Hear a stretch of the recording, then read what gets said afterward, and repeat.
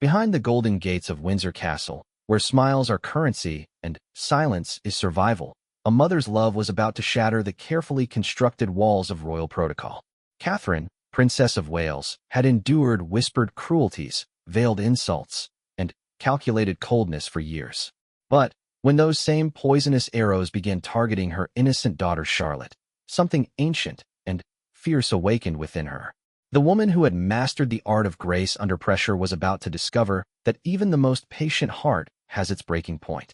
What happens when a future queen decides that protecting her child matters more than preserving the crown's reputation? The answer would echo through every corridor of the monarchy, leaving no royal relationship unchanged. Catherine stood at the tall windows of Adelaide Cottage, watching her daughter Charlotte practice her piano scales in the garden room. The afternoon sun caught the young princess's golden hair as she concentrated on her music, her small fingers dancing across the keys with determination that reminded Catherine so much of herself at that age.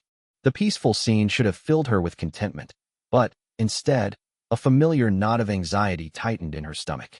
3 days had passed since the incident at the Royal Ballet performance, and Catherine couldn't shake the memory of Charlotte's tear-stained face when they returned home that evening. Her daughter had tried so hard to be brave, to maintain the composure expected of a young royal, but Catherine had seen right through the carefully constructed facade. The way Charlotte's shoulders had trembled during the car ride home, the way she had quietly asked if she had done something wrong, the way she had barely touched her dinner that night, all of it painted a picture that made Catherine's maternal instincts roar with protective fury. The official story, carefully crafted by the palace communications team, had been simple enough. Queen Camilla had been offering gentle guidance to Princess Charlotte about proper posture during formal events. The brief conversation between the queen and the young princess had been nothing more than a caring step-grandmother ensuring her granddaughter understood royal protocol. The photographs captured by the official royal photographer showed what appeared to be a warm exchange between generations of the royal family. But Catherine had been watching from across the room when it happened. She had seen the way Camilla's fingers had dug into Charlotte's small shoulder, the way the queen's smile had never reached her eyes, the way her voice had carried just enough edge to make Charlotte's face crumple before the child quickly rearranged her features into a mask of compliance. Catherine had witnessed the exact moment when her daughter's natural joy had been systematically dismantled by someone who should have been protecting it. The memory made Catherine's hands clench into fists as she continued to watch her daughter through the window. Charlotte had inherited so much from both sides of her family. William's sense of duty and compassion, Catherine's determination and grace, and, from somewhere deeper in the royal lineage, an innate understanding of her role in the world. But, at 9 years old, she was still just a little girl who wanted to please the adults in her life, who trusted that the people around her had her best interests at heart. Catherine's phone buzzed with a text message from her private secretary, reminding her of the upcoming family gathering at Sandringham the following weekend. The entire extended royal family would be there, including Camilla, for what was being described as an informal celebration of recent royal engagements and charitable successes. Catherine stared at the message for a long moment, remembering the last time they had all gathered together. It had been during the Easter holidays, and Charlotte had been so excited to spend time with her cousins and extended family. Catherine could still picture her daughter's face lighting up when she heard they would be staying at Sandringham for 3 days. Charlotte had packed her favorite books, her art supplies, and the small stuffed corgi that had been a gift from the late Queen Elizabeth. She had been practically bouncing with excitement during the drive to Norfolk, but that excitement had gradually dimmed over the course of their stay. Catherine had noticed it in small moments. The way Charlotte's laughter became more subdued during family meals, the way she began staying closer to Catherine's side during group activities, the way she had asked to call home early on their last evening there. At the time, Catherine had attributed it to simple fatigue. Royal gatherings could be overwhelming for children, with their endless protocols and the constant pressure to behave perfectly. It wasn't until much later, during a quiet conversation while helping Charlotte get ready for bed one evening, that the truth had begun to emerge. Charlotte had been unusually quiet as Catherine brushed her hair, and when Catherine asked if everything was all right, her daughter had hesitated before speaking. "Mama," Charlotte had said in a small voice, "is it true that I'm not really a proper princess?" Catherine's hand had stilled mid-brush. "What do you mean, sweetheart?" "Queen Camilla said that some people think I'm only pretending to be royal because you weren't born into it. She said that real princesses are born knowing how to do everything perfectly, and that's why I make so many mistakes." Catherine had felt her blood run cold. When did she say this to you? During the garden party. When you were talking to the Archbishop. She said it was just between us, but that I should work harder to prove I deserve my title. The memory of that conversation still made Catherine's chest tighten with rage. How dare Camilla plant such seeds of doubt in a child's mind? How dare she use Charlotte's natural desire to please as a weapon to undermine her confidence? Catherine had spent the rest of that evening reassuring her daughter, explaining the true meaning of nobility and worth, but she could see that the damage had been done. Charlotte's easy confidence had been replaced with a constant worry about whether she was measuring up to some impossible standard. Now, watching Charlotte practice her piano with such serious concentration, Catherine could see how that worry had taken root. Her daughter's natural exuberance had been tempered by a newfound anxiety about making mistakes. The little girl who used to dance around the house, singing at the top of her lungs, now carefully modulated her voice, even when they were alone. The child who used to approach new experiences with fearless enthusiasm now hesitated, looking to the adults around her for approval before allowing herself to enjoy anything fully. Catherine's reflection was interrupted by the sound of footsteps in the hallway behind her. She turned to see William approaching, his face wearing the expression she had come to recognize as his palace business look. He had obviously just gotten off a phone call with someone from the communications office or the private secretary's office. "How's Charlotte doing?" he asked, nodding toward the window where their daughter continued her practice. "She's working harder than she should have to," Catherine replied carefully. "I think she's putting too much pressure on herself." William moved to stand beside her at the window, his own expression softening as he watched their daughter. "She's always been a perfectionist. Remember when she was learning to ride her bike? She practiced for hours every day until she could do it without wobbling even once. This is different," Catherine said quietly. "This isn't about achieving something she wants. This is about fear of disappointing people who matter to her." William was quiet for a moment, and Catherine could see him processing her words. Her husband was many wonderful things, but he had grown up in the royal system in a way that she hadn't. Sometimes the subtle cruelties that seemed obvious to her were invisible to him, simply because they were part of the background noise of his entire life experience. "Has something specific happened?" he asked finally. Catherine considered her words carefully. She and William had always been a team when it came to their children, but she also knew that his relationship with Camilla was complicated. The woman who was now queen had been a source of pain in his childhood, but she had also been his father's partner for many years. William had worked hard to build a cordial relationship with her, partly for his father's sake, and partly because he understood the importance of family unity for the monarchy's stability. "I think Charlotte is picking up on some of the tension that exists in our extended family," Catherine said finally. "She's sensitive to atmospheres, and she's trying to navigate relationships that are complex even for adults." William nodded slowly. "The whole family dynamic has been challenging since Dad became king. Everyone's still adjusting to their new roles." Catherine wanted to say more, wanted to tell him about the specific incidents she had witnessed, about the pattern of small cruelties that seemed to be targeting their daughter. But she also knew that William needed to see it for himself. If she simply told him what she had observed, he might dismiss it as misunderstanding or overthinking. But if he witnessed it firsthand, he would understand the gravity of what was happening. "I think we should keep a closer eye on Charlotte during family events," Catherine said instead. "Make sure she knows she can always come to us if anything makes her uncomfortable." "Of course," William agreed readily. "She should never feel like she has to handle anything alone." Their conversation was interrupted by Charlotte herself, who appeared in the doorway of the room with a bright smile on her face. "Mama, Papa, did you hear me playing? I finally got through the whole piece without making any mistakes." Catherine's heart swelled with pride and protectiveness in equal measure. "You sounded beautiful, sweetheart. Your hard work is really paying off." Charlotte beamed at the praise, and for a moment, she looked exactly like the carefree little girl she had been before the weight of royal expectations had begun to settle on her shoulders. Catherine made a silent promise to herself as she watched her daughter's face light up with joy. Whatever it took, however difficult the conversations ahead might be, she would not allow anyone to dim that light. Not even the Queen of England herself. The following Thursday brought news that made Catherine's stomach drop. Charlotte came home from school with an invitation that should have been exciting. Queen Camilla had specifically requested that Princess Charlotte join her for a private tea at Clarence's house the following afternoon. The invitation, delivered through official channels and written on the Queen's personal stationery, was described as an opportunity for grandmother and granddaughter to spend quality time together while discussing Charlotte's upcoming role in several royal engagements. Catherine read the invitation twice, her hands trembling slightly as she absorbed the implications.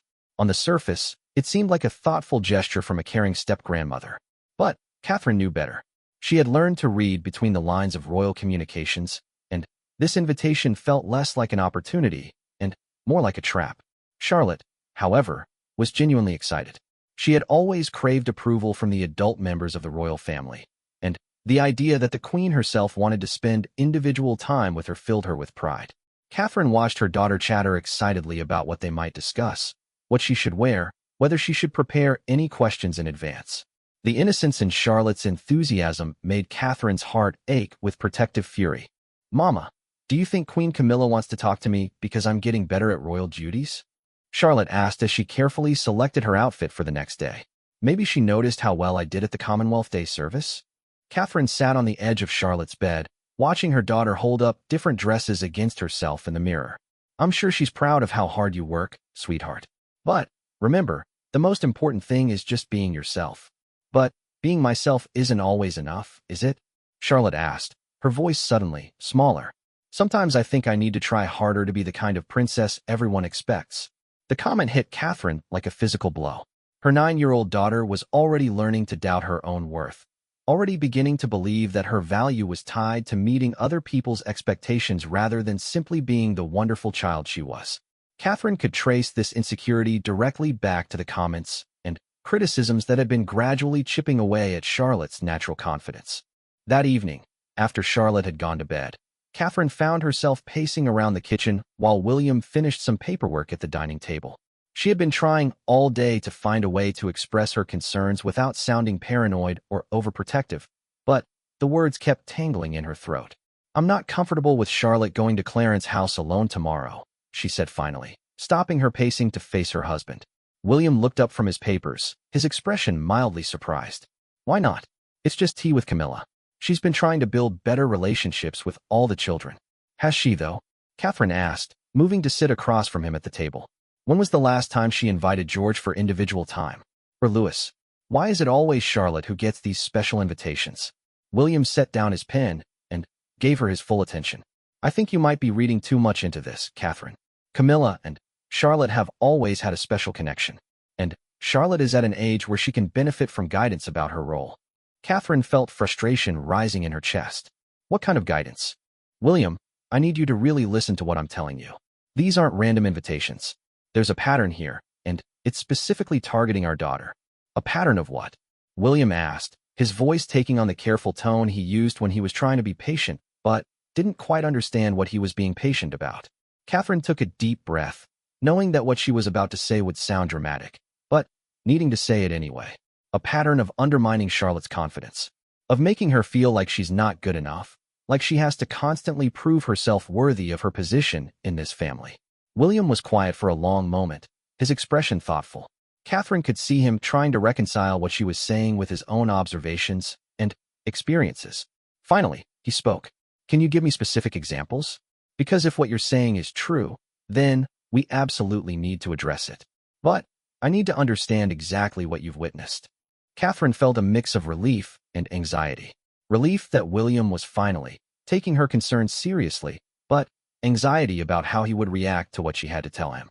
She spent the next hour walking him through everything she had observed, the comments about Charlotte's worthiness, the subtle criticisms disguised as guidance, the way Camilla seemed to single out their daughter for extra scrutiny while treating the other royal children with casual warmth.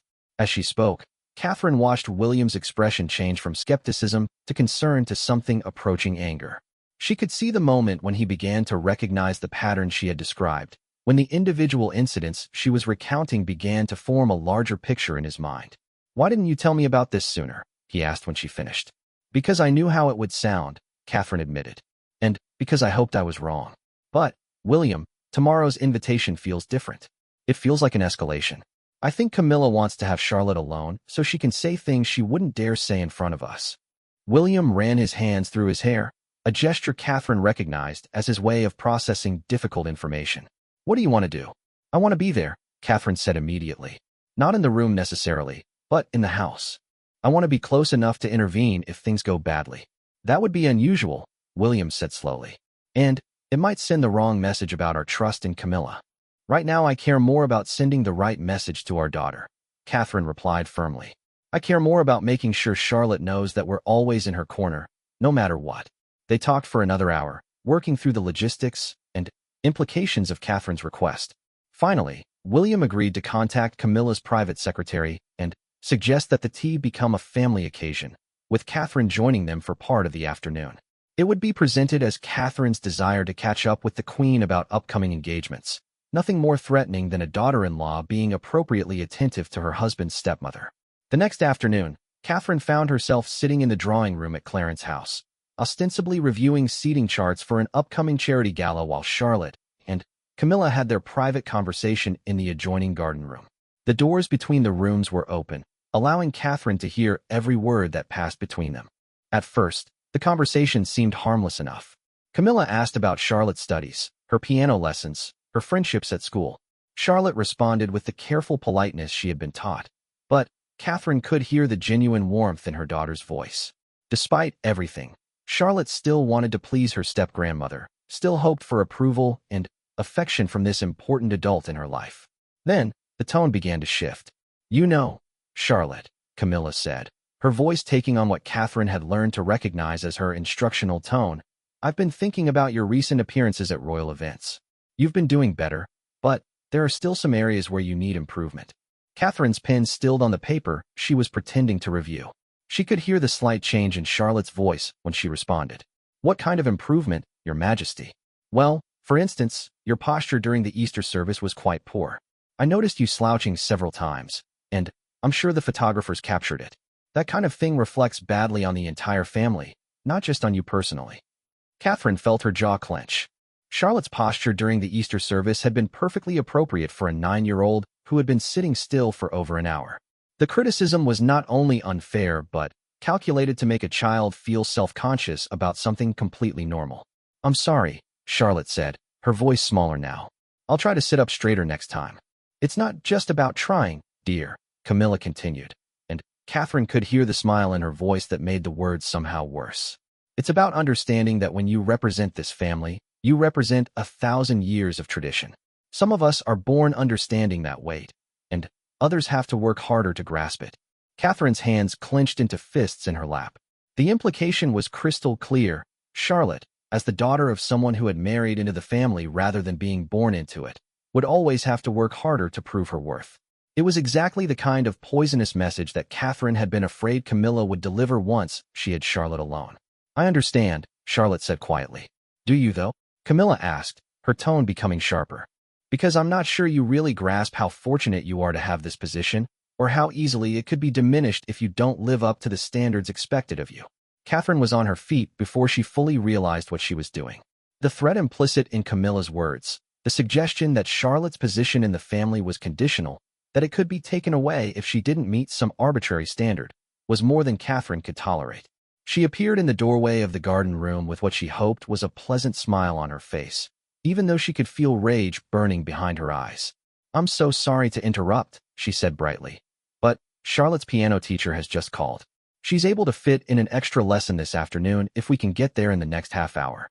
I hope you don't mind if we cut this lovely visit short. Catherine could see the flash of annoyance in Camilla's eyes, quickly hidden behind a practiced smile. Of course not. Education must always come first.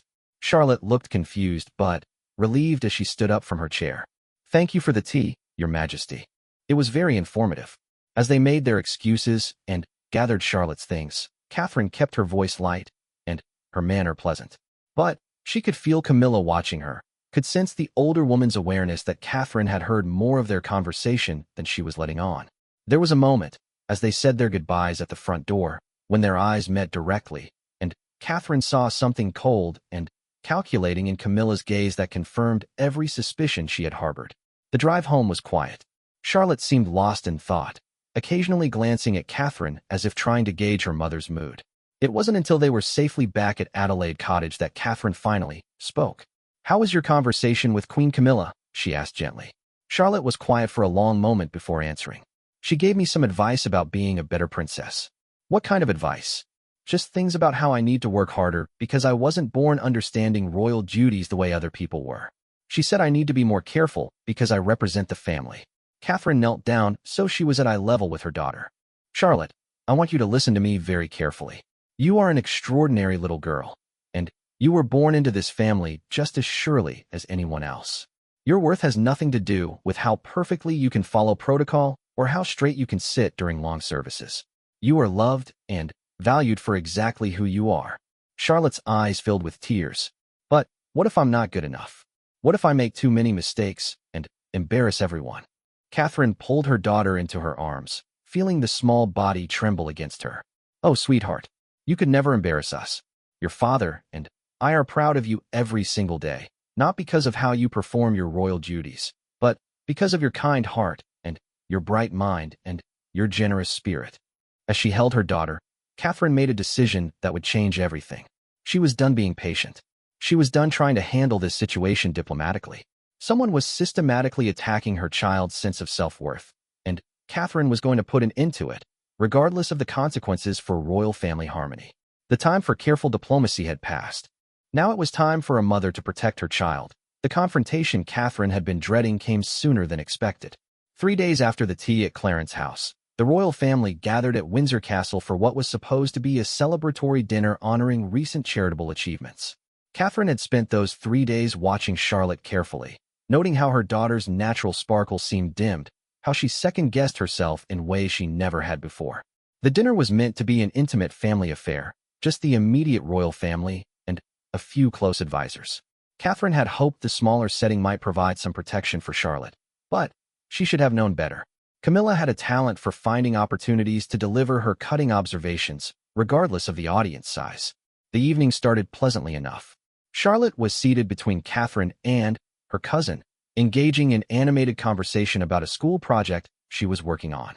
Catherine found herself relaxing slightly, thinking that perhaps her fears had been overblown, that maybe the intimacy of the family setting would inspire everyone to be on their best behavior. She should have known it wouldn't last. The moment came during the main course, when King Charles was discussing upcoming royal engagements and the various charitable organizations that would be featured. Charlotte, caught up in the conversation and forgetting her recent anxieties, enthusiastically suggested that they might visit the children's hospital she had learned about in her recent charity work preparation. That's a wonderful idea, Charlotte, Charles said warmly, his face lighting up with genuine pride in his granddaughter's thoughtfulness. Charlotte beamed at the praise, and for a moment she looked exactly like the confident, caring child she had always been. Catherine felt her heart lift, thinking that perhaps this evening would help restore some of her daughter's natural self-assurance. Then, Camilla spoke. Yes, well, that's certainly enthusiastic, she said with a smile that didn't reach her eyes. Though of course we'll need to make sure Charlotte is properly prepared for such an engagement. Hospital visits require a very particular kind of sensitivity and protocol. We wouldn't want any well-intentioned but misguided moments to reflect poorly on the institution. The words hung in the air like poison. Catherine watched Charlotte's face fall, saw the way her daughter's shoulders seemed to fold in on themselves as the implication of Camilla's comment sank in. The message was clear. Charlotte's natural empathy and enthusiasm were somehow dangerous, something that needed to be carefully controlled and managed rather than celebrated and nurtured. I'm sure Charlotte would handle such a visit beautifully, William said firmly, and Catherine felt a surge of gratitude for her husband's intervention. She has wonderful instincts when it comes to connecting with people. Oh, I'm sure she means well, Camilla replied, her tone suggesting that meaning well was somehow insufficient. But good intentions aren't always enough when representing the crown. Some people have an intuitive understanding of these situations, while others need more extensive preparation and guidance. Catherine felt something snap inside her chest. The casual cruelty of the comment, delivered in front of the entire family, was more than she could bear. But it was the look on Charlotte's face that pushed her past her breaking point. The way her daughter's eyes had gone wide with hurt and confusion, the way she was clearly trying not to cry while simultaneously wondering what she had done wrong. I think Charlotte's suggestion shows exactly the kind of thoughtful leadership this family needs, Catherine said, her voice carrying more edge than she had intended. Her ability to think about others and identify meaningful ways to serve is something we should be encouraging, not questioning. Camilla's smile became sharper. Of course, Catherine. Though I suppose we all have different perspectives on what constitutes proper preparation for royal duties. Some of us have had the benefit of understanding these expectations from birth. There it was. The implication that Catherine herself was somehow less qualified to guide her daughter in royal responsibilities because she hadn't been born into the system. The suggestion that Charlotte, by extension, was also somehow less naturally suited to her role. Catherine felt rage building in her chest like a living thing. And some of us, Catherine replied, her voice dangerously quiet, understand that kindness and genuine care for others matter more than rigid adherence to outdated protocols. The tension in the room was palpable now. Charles cleared his throat uncomfortably, clearly hoping to redirect the conversation. But Catherine was past caring about diplomatic niceties. She could see Charlotte watching the exchange with growing distress, and she knew that her daughter was somehow blaming herself for causing this conflict between the adults she loved. Perhaps we should discuss this privately, William suggested, his voice carrying a warning that Catherine recognized but chose to ignore. No, Catherine said firmly. I think this conversation needs to happen in front of everyone who's been witnessing these interactions. I think it's time we addressed what's really been going on here. Camilla's facade finally began to crack. I'm not sure what you're implying, Catherine, but I resent any suggestion that I've been anything other than supportive of Charlotte's development as a young royal. Supportive? Catherine's voice rose slightly before she caught herself. Is it supportive to tell a 9-year-old that she's not naturally suited to her role? Is it supportive to suggest that her position in this family is somehow conditional on meeting impossible standards? Is it supportive to systematically undermine a child's confidence by constantly finding fault with normal childhood behavior? The silence that followed was deafening.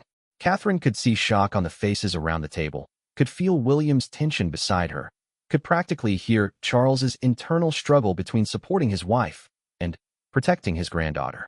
But, most importantly, she could see Charlotte's face, and the recognition there told her that her daughter finally understood that someone had been fighting for her all along.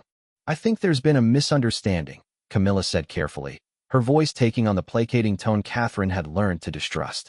If Charlotte has somehow gotten the wrong impression from our conversations, there's been no misunderstanding, Catherine interrupted. I've been watching this pattern for months. The constant criticism disguised as guidance, the suggestions that Charlotte needs to work harder than other children to prove her worth, the implications that she's somehow less naturally royal because I'm married into this family rather than being born into it. I've watched my daughter's confidence erode under the weight of expectations that no child should have to carry. Catherine could feel all eyes on her, could sense the weight of family dynamics and royal protocol pressing down on the moment. But she also felt something else, a clarity that came from finally speaking the truth that had been festering in her heart for so long. Charlotte is 9 years old, she continued, her voice growing stronger. She is kind, intelligent, caring, and naturally gifted at connecting with people. She has every quality this family should value and nurture. But instead of celebrating those qualities, someone has been systematically trying to convince her that she's not good enough, that she has to constantly prove herself worthy of love and acceptance that should be given freely. Camilla's composure was beginning to crack more visibly now. I've only been trying to prepare Charlotte for the realities of royal life. If you find that upsetting, perhaps the problem isn't with my methods, but with your own expectations. The comment was calculated to hurt, and it landed exactly as intended. Catherine felt the implied criticism of her fitness as a royal mother, the suggestion that her protective instincts were somehow inappropriate or naive. But instead of backing down, the attack only strengthened her resolve.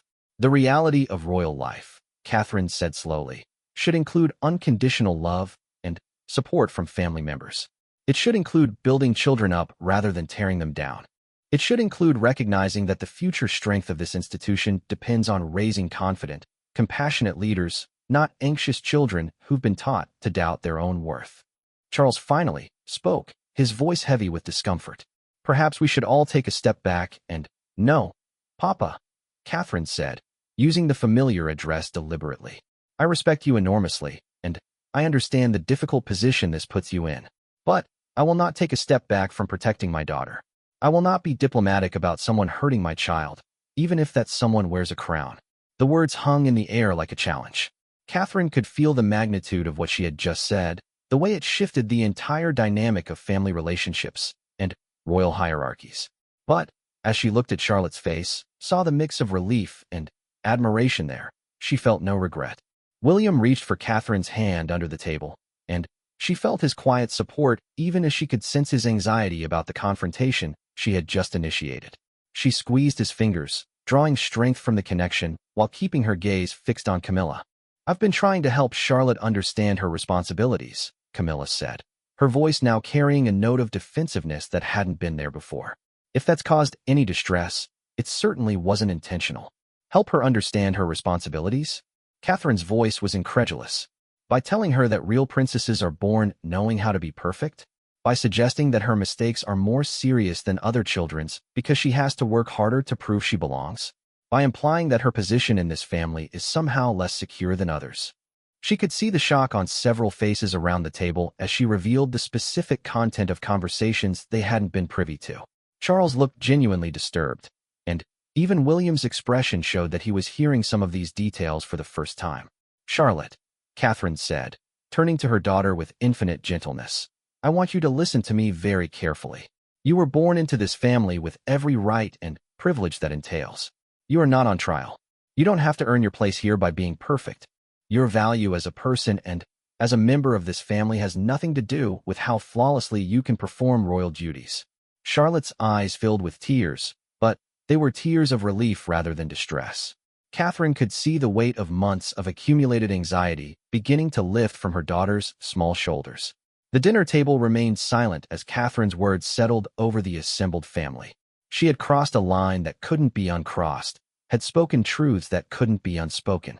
The careful balance of royal family relationships had been fundamentally altered by her decision to prioritize her daughter's well-being over institutional harmony.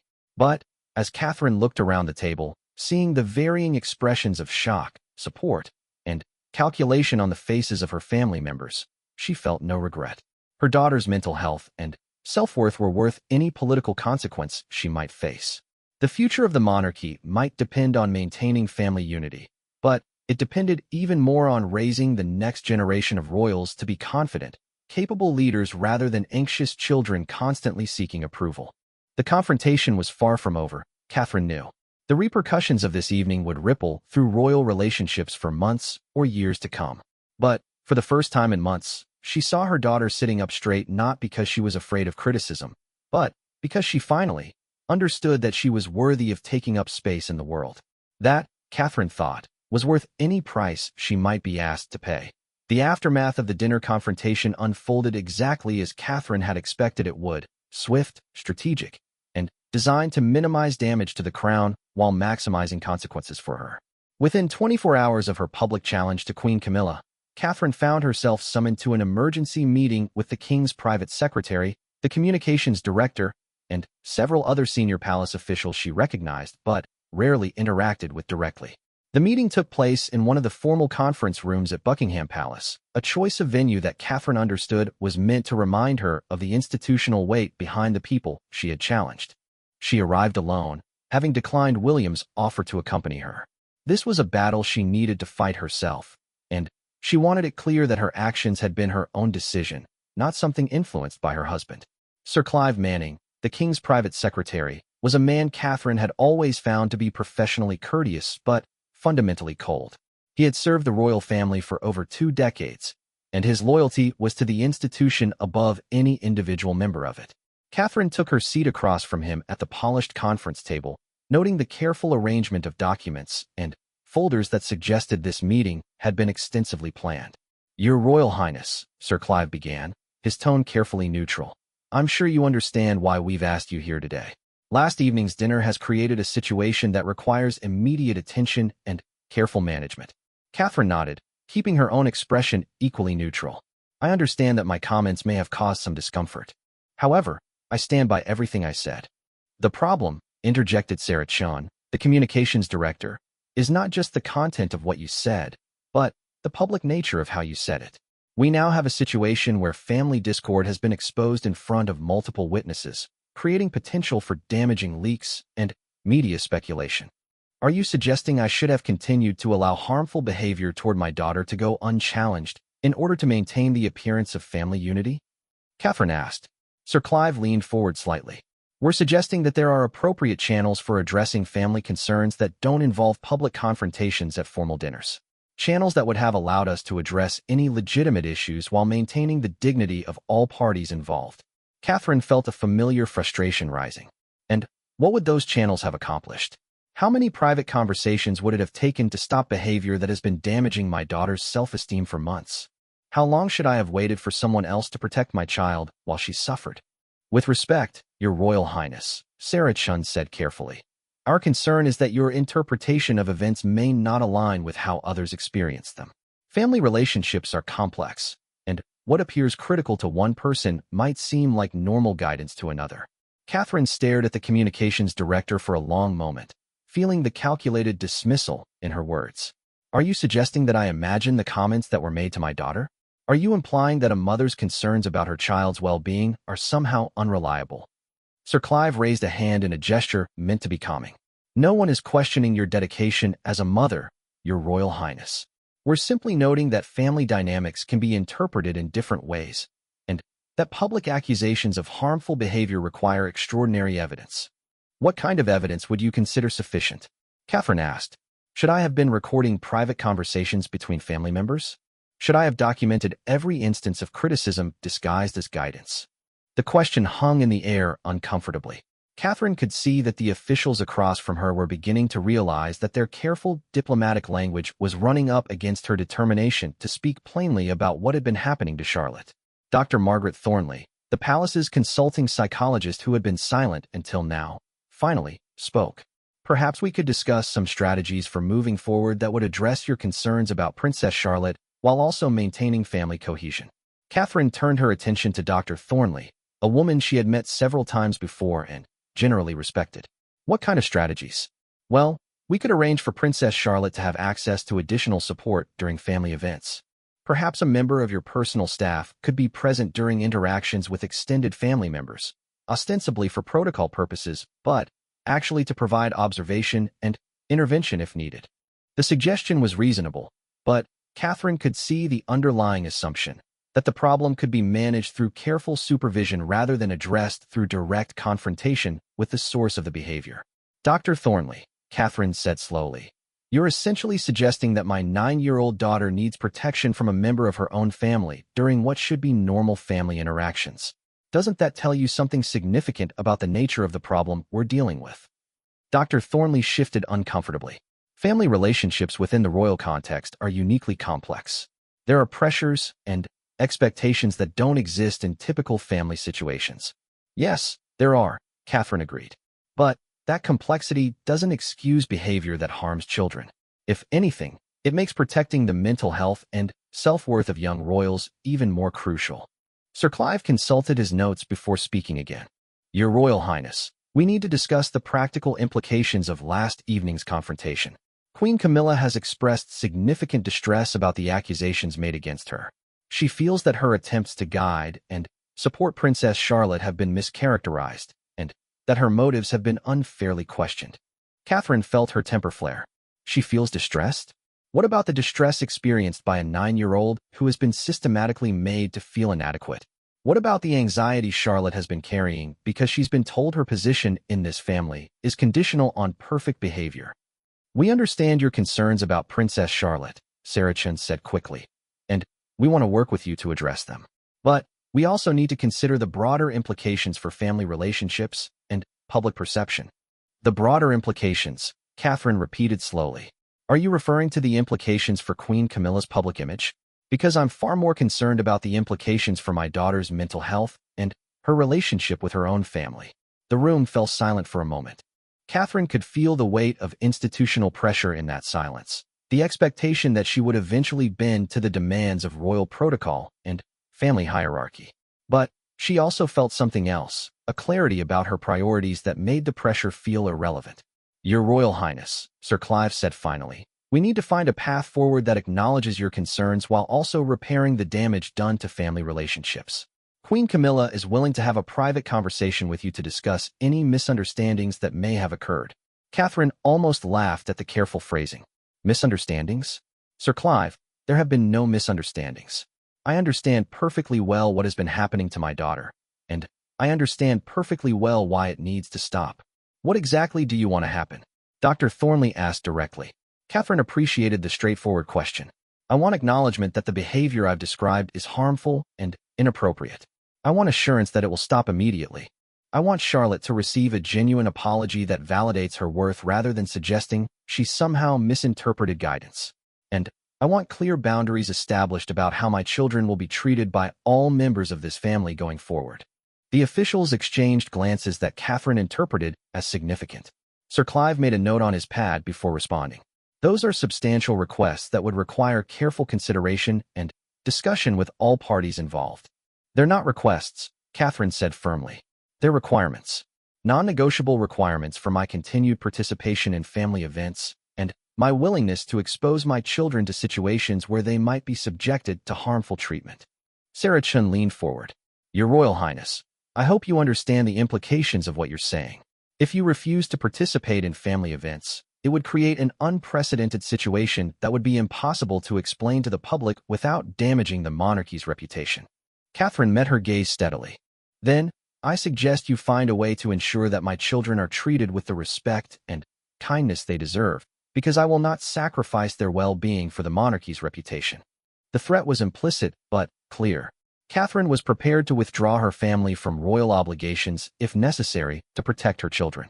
It was nuclear option in the context of royal family dynamics, but it was also the only leverage she possessed that could compete with the institutional pressure being applied to her.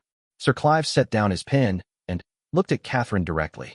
Your Royal Highness, what you're describing would create a constitutional crisis. The Prince of Wales and his family withdrawing from royal duties would raise questions about the stability and future of the monarchy that we simply cannot allow. Then, don't allow the behavior that would make such withdrawal necessary, Catherine replied. The solution is simple, even if implementing it requires difficult conversations with people who are accustomed to having their actions go unchallenged. The meeting continued for another hour, with various officials attempting different approaches to convince Catherine to moderate her demands or accept alternative solutions. But she remained unmoved. Her daughter's well-being was not negotiable, and no amount of institutional pressure would convince her to compromise on Charlotte's right to feel secure and valued within her own family. As the meeting concluded with no resolution, Catherine understood that the real battle was just beginning.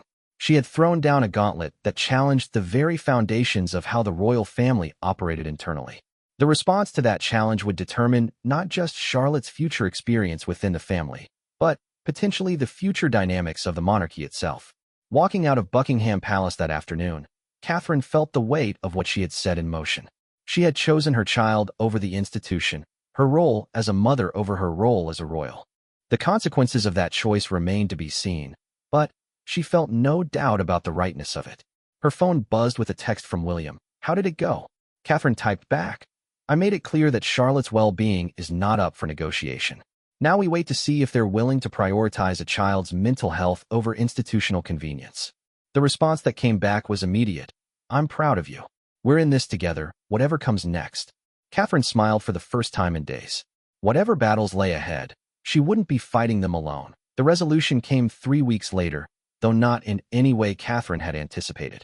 She had expected continued pressure from palace officials, carefully orchestrated attempts at reconciliation, or perhaps escalating consequences for her refusal to back down. What she hadn't expected was for Charlotte herself to become the catalyst for change in a way that surprised everyone involved. The turning point came during a family photo shoot at Windsor Castle. It was meant to be a routine session for the upcoming Christmas cards, with the entire extended royal family participating in what had traditionally been a pleasant, albeit formal, annual tradition. Catherine had spent days preparing Charlotte for the event, knowing that the first family gathering since the dinner confrontation would be intense and heavily scrutinized. Charlotte seemed different as they prepared for the photo shoot. The anxious energy that had characterized her behavior for months had been replaced by something Catherine couldn't quite identify, a quiet confidence that seemed to radiate from her daughter's small frame. When Catherine asked if she was nervous about seeing Queen Camilla again, Charlotte had looked up with clear, serious eyes and said simply, I'm not afraid anymore, Mama. I know who I am now. The comment had filled Catherine with pride and relief in equal measure. The weeks since the confrontation had been difficult for Charlotte in some ways. There had been canceled family events and awkward conversations, but Catherine could see that her daughter was emerging from the experience with a stronger sense of self than she had possessed before the crisis began. The photo shoot started normally enough. The royal photographer arranged various groupings of family members while everyone made polite small talk and tried to project the image of harmonious family relationships. Catherine noticed that Camilla was being particularly careful to maintain distance from Charlotte, speaking to her only when directly addressed and keeping their interactions brief and formal. But Charlotte seemed unbothered by the coolness of her step-grandmother's behavior. If anything, she appeared more relaxed than she had at family events in months, chatting easily with her cousins and responding to the photographer's directions with natural grace. Catherine found herself watching her daughter with amazement, seeing evidence of resilience and strength that she hadn't fully recognized before. The moment that changed everything came during a break between photo setups. Charlotte was sitting quietly in one of the ornate chairs near the window, reading a book she had brought with her, when Prince Edward's youngest daughter approached and began talking about a difficult situation she was experiencing at school. Catherine listened from across the room as Charlotte responded with wisdom and empathy that seemed far beyond her 9 years. "You don't have to be perfect for people to love you," Charlotte was saying to her cousin. "Sometimes grown-ups forget that children are still learning, and they expect too much. But that doesn't mean you're not good enough. It just means they need to remember what it's like to be young." The words carried clearly across the quiet room, and Catherine saw several adult heads turn toward the conversation. What struck her most was not just the insight in Charlotte's words, but the gentle confidence with which she spoke them. This was not a child who had been broken by difficult experiences, but one who had been strengthened by them. King Charles had been listening too, and Catherine watched as he made his way over to where Charlotte was sitting. He knelt down beside her chair, bringing himself to her eye level. "That's very wise advice, Charlotte," he said softly. "Did someone help you learn that?" Charlotte considered the question seriously before answering. "I learned it from watching Mama protect me, even when it was hard for her. And I learned it from realizing that the people who really love you want you to be happy, not perfect." The simplicity and honesty of Charlotte's response seemed to affect everyone within hearing range. Catherine saw something shift in Charles's expression, a recognition of the wisdom in his granddaughter's words, and perhaps an understanding of the price that had been paid for that wisdom. It was Camilla who spoke next, her voice carefully controlled, but carrying a note Catherine hadn't heard before. "Charlotte, I wonder if I might speak with you privately for a moment." Catherine tensed immediately, but Charlotte looked up calmly and nodded. "Of course, Your Majesty. Should we stay here where everyone can see us?" The request was innocuous enough, but Catherine recognized the underlying message. Charlotte was no longer willing to have private conversations where harmful things might be said without witnesses.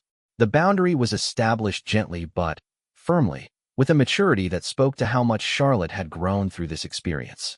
Camilla glanced around the room, clearly aware that any conversation would be observed by multiple family members. "Yes, that's fine." What followed was perhaps the most honest conversation Catherine had ever witnessed in a royal family setting. Camilla, perhaps recognizing that Charlotte's newfound confidence could not be undermined through the same tactics that had worked before, spoke with a directness that was unusual for her. "Charlotte, I owe you an apology," she said, her voice carrying across the quiet room. "I realize now that some of the things I said to you were hurtful, even though I thought I was being helpful. I was wrong to suggest that you needed to prove yourself worthy of your position in this family." Charlotte listened carefully before responding. "Thank you for saying that, Your Majesty. I forgive you, but I need you to understand something important. I don't want to be afraid of you anymore, and I don't want to worry about whether I'm good enough when we're together. I want to feel like you're happy to see me because of who I am, not because of how perfectly I can behave." The honesty in Charlotte's words seemed to surprise even Camilla.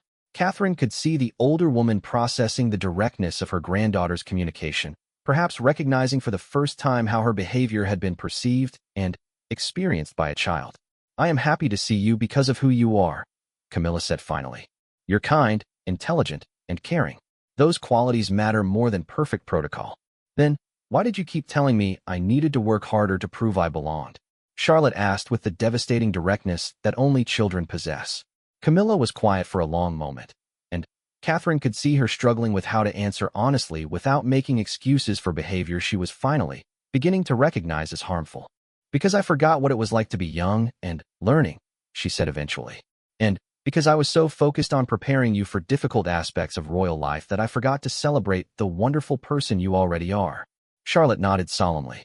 It's okay to forget sometimes, but it hurt my feelings when you made me think I wasn't good enough. Mama says that real strength comes from being kind to people, especially when they're still learning. Catherine felt tears prick at her eyes as she listened to her daughter navigate this complex conversation with grace and wisdom that would have been impressive in an adult. Charlotte had not only survived the experience of being systematically undermined, but had emerged from it with a stronger sense of her own worth and a clearer understanding of how she wanted to be treated. The photo shoot resumed shortly afterward, but the atmosphere in the room had fundamentally changed. Catherine noticed that Camilla's interactions with Charlotte became genuinely warmer, with no undercurrent of criticism or conditional approval. More importantly, she could see that Charlotte was no longer seeking that approval with the desperate anxiety that had characterized her behavior for months. Over the weeks that followed, Catherine observed a transformation in family dynamics that exceeded her most optimistic hopes. Charlotte's confidence continued to grow, but, perhaps more significantly, her willingness to establish boundaries seemed to inspire positive changes in how other family members treated the younger generation of royals. The Christmas celebrations that year were markedly different from previous years. Charlotte participated fully and joyfully, but with a new awareness of her own worth that made her less susceptible to casual criticism or thoughtless comments. Catherine watched her daughter navigate various family interactions with a grace that came not from fear of making mistakes, but from genuine confidence in her own value. On Christmas morning, as Catherine watched Charlotte playing with her cousins with unguarded laughter, she reflected on everything that had led to this moment. The confrontation at the dinner had been difficult and costly in some ways. Certain relationships would probably never be quite the same. But the price had been worth paying for the transformation she could see in her daughter. William found her standing at the window, watching the children play in the garden. "Regrets?" he asked softly. Catherine smiled, thinking of everything that had changed since that first moment when she decided her daughter's well-being mattered more than institutional harmony. "None," she said firmly. "Looking at Charlotte now, seeing how strong and confident she's become, I would do it all again in a heartbeat." As if summoned by their conversation, Charlotte appeared in the doorway, her face bright with excitement about some game she had been playing with her cousins. "Mama, Papa, come look at the snow fort we built. It's big enough for all of us to fit inside." Catherine and William followed their daughter outside, where they were immediately recruited into an elaborate game that involved the entire extended family. As Catherine watched Charlotte directing cousins, and even some of the adults with cheerful authority, she marveled at the transformation that had taken place. This was the child she had always known Charlotte could be. Confident without being arrogant, kind without being subservient, strong enough to stand up for herself while still being generous with others. The battle Catherine had fought had not just been about protecting her daughter from immediate harm, but about preserving Charlotte's essential self in an environment that could easily have diminished it. Later that evening, as Catherine was tucking Charlotte into bed, her daughter surprised her with one final observation about everything that had happened. "Mama, I'm glad you got angry that night at dinner. I know it was hard for you because you're always so careful about keeping peace in the family. But I needed to see that you would fight for me even when it cost you something." Catherine kissed her daughter's forehead, feeling the weight of responsibility and privilege that came with being trusted with such a precious life. "I will always fight for you, sweetheart. That's what mothers do." "I know," Charlotte said sleepily. "And now I know how to fight for myself too, if I need to." As Catherine turned off the lights and left her daughter's room, she felt a deep satisfaction that had nothing to do with royal duties or public approval. She had succeeded in the role that mattered most to her, protecting her child's sense of self-worth and teaching her that love should never be conditional on perfection. The royal family would continue to evolve and face new challenges, but Catherine felt confident that Charlotte would meet those challenges with the strength and wisdom she had gained from learning that she was worthy of fierce protection and unconditional love. That, Catherine knew, was the greatest gift she could give her daughter, not just as a royal, but as a human being ready to take her place in the world with confidence and compassion.